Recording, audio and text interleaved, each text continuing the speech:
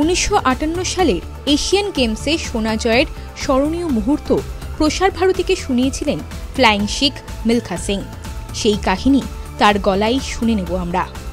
तो वो रेस मैंने कैसे जीती वो मैं थोड़ा सा आपको जिक्र करना चाहता हूँ कि पहला राउंड दौड़ा मैं क्वालिफाई कर गया, दूसरा राउंड दौड़ा क्वालिफाई कर गया, तीसरा राउंड दौड़ा क्वालिफाई कर गया, क्वार्टर फाइनल दौड़ा सेमीफाइनल में आ गया, सेमीफाइनल में दौड़ा और फाइनल में आ गया। जब फाइनल में आ गया तो मेरे साथ डॉक्टर हावर्ड थे कोच गए हुए, वो अमेरिकन कोच था, अलीगढ़ यूनिवर्सिटी में वो पढ़ाया करता था। मैं समझता हूँ कि बहुत ही तजर्बेकार और बहुत ही लायक कोच था। मैं समझता हूँ उस कोच को मैं अभी तक याद रखता हूँ कि किस तरह से उसने मुझे जितलाई वो रेस, वो मैं आपको बताना चाहता हूँ। कैसे मैंने जीती वो मैं बताना चाहता हूँ। अब उस कोच का काम ये था जसदेव जी कि उसने वो मेल स्पेंस के ऊपर उसकी नज़र थी, जो बेस्ट एथलीट था उसका साउथ अफ्रीका का। वो उसको वॉच करता रहा कि वो लड़का स्टार्टिंग पॉइंट से लेके और आखिर तक किस तरह से दौड़ता है, पहली 100 मीटर कैसे दौड़ता है, दूसरी कैसे दौड़ता है, तीसरी कैसे दौड़ता है और लास्ट में उसकी फिनिश कैसी है, वो सारी चीज़ उसकी नोट करता है। हीट्स में और क्वार्टर फाइनल सेमीफाइनल में सब हर एक चीज़ के अंदर। तो जिस दिन फाइनल था उस दिन रात को मेरे कमरे में आया ये कोच, हमारा जो अमेरिकन कोच था, कहने लगा मिल्खा हम आपको थोड़ा बताएगा। टूटी फूटी बेचारा हिंदी बोलता था। तो उसने 400 मीटर का ट्रैक बना के ना कागज़ के ऊपर, और फिर मुझे बतलाने लगा कि मैंने मेल स्पेंस को दौड़ते हुए देखा है। वो पहली 300 मीटर जो है मिल्खा सिंह वो बहुत स्लो दौड़ता है और लास्ट वाली 100 मीटर उसकी इतनी स्ट्रॉन्ग है कि वो सबको पकड़ लेता है।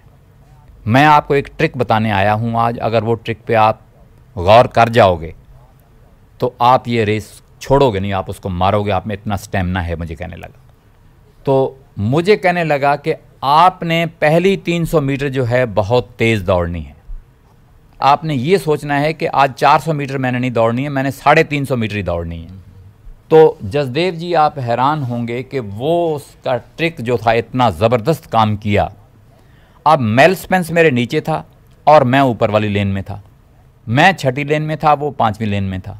वो मुझे देख सकता था, मैं उसे नहीं देख सकता था। नीचे जितने खिलाड़ी थे 6 आदमी दौड़ने वाले, वो मुझे देख सकते थे मगर मैं उनको नहीं देख सकता था। ये हुआ कि जब मैं दौड़ने गया तो उसने मेरे माइंड के अंदर फिर दोबारा वही चीज़ भर के भेजी कोच ने कि आज तूने 350 मीटर ही दौड़नी है, 400 मीटर नहीं दौड़नी है, मैं इतना तेरे को कहता हूँ।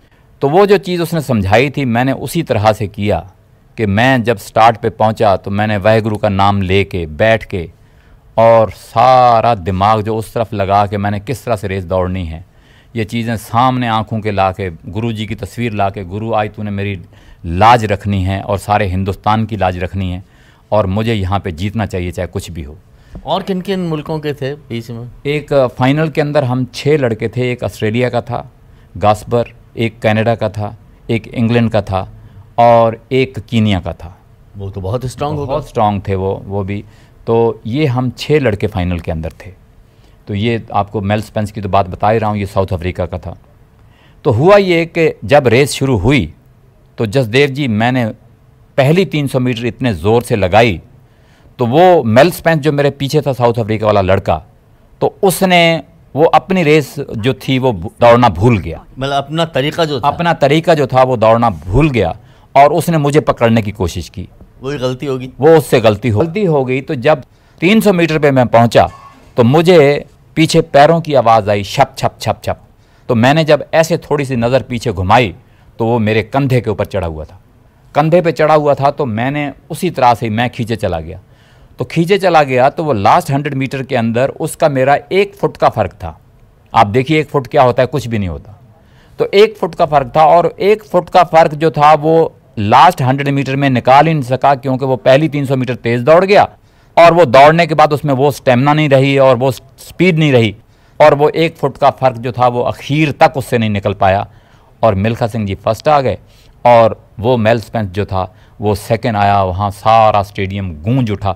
जब मैं फ़िल्म देखता हूँ तब भी मुझे पता चलता है कि जितने अंग्रेज़ वहाँ पे बैठे थे वो सब के सब स्टेडियम 1 लाख आदमी जो था वो खड़ा हो गया स्टेडियम के अंदर ऐसे कि भाई सिंह जीत गया जीत गया जीत गया जीत गया। ये कहते कहते कहते आखिर में जाके मैं जीत ही गया। जब जीता आप हैरान होंगे कि विक्ट्री स्टैंड के ऊपर जब मुझे बुलाया गया तो खड़े खड़े की मेरे खुशी के अंदर आंसू थे। जब नेशनल एंथम बजा, जब तिरंगा झंडा ऊपर चढ़ा और मैं तिरंगे झंडे की तरफ देख रहा हूँ और खुशी से मैं रो रहा था, मेरे आंसू खुशी से अपने आप गिरते जा रहे थे। और जब मैं विक्ट्री स्टैंड पे खड़ा था और गोल्ड मेडल डालने के लिए, पता कौन आया था? ड्यूक ऑफ एडनबरा और क्वीन दोनों ने पहला ये मुझे आके गोल्ड मेडल डाला 400 मीटर के अंदर, दोनों आए वहाँ पे मेडल डालने के लिए मुझे। ये मेरे लिए बड़ी इज्जत की बात थी और बहुत बड़ी बात थी कि ये चीज़ें हुई। देश के लिए भी, देश के लिए बहुत बड़ी बात थी। फिर पंडित जी हमारे प्राइम मिनिस्टर थे, इनका मैसेज गया। इनकी सिस्टर जो थी पंडित विजयलक्ष्मी जो थी, वो लंदन के अंदर हाई कमिश्नर थी उस टाइम में। पंडित जी ने कहा कि अभी आप जाइए और मिल्खा सिंह जी को मेरी तरफ से जाके बधाई दीजिए। और वहाँ से वो लंदन से चली, कार्डिफ तो ज़्यादा दूर नहीं है वहाँ से, तो वो आई, वहाँ पे आके मुबारकबाद दी। और पंडित जी ने ये कह के भेजा कि मिल्खा सिंह से पूछिए वो क्या चाहते हैं। तो पता है उस टाइम इतना भोलापन था, मैंने कहा कि सारे हिंदुस्तान के अंदर छुट्टी कर दो। इतना हुआ कि उन्होंने उस दिन खुशी के अंदर सारे देश के अंदर छुट्टी की गई। और जब मैं वापस आया, जितनी मेरी इज्जत हुई, मुझे याद है कि दिल्ली एयरपोर्ट के ऊपर कम से कम 15-20 तो बैंड ही होंगे, पुलिस वालों का, आर्मी वालों का, सिविल के बैंड, ये वो। पंडित जी वहाँ पे, देखो कितनी बड़ी चीज़ है कि प्राइम मिनिस्टर कंट्री का मिल्खा सिंह को रिसीव करने के लिए वहाँ पे एयरपोर्ट के ऊपर जाए, तो कितनी इससे खुशी और क्या खुशी हो सकती है।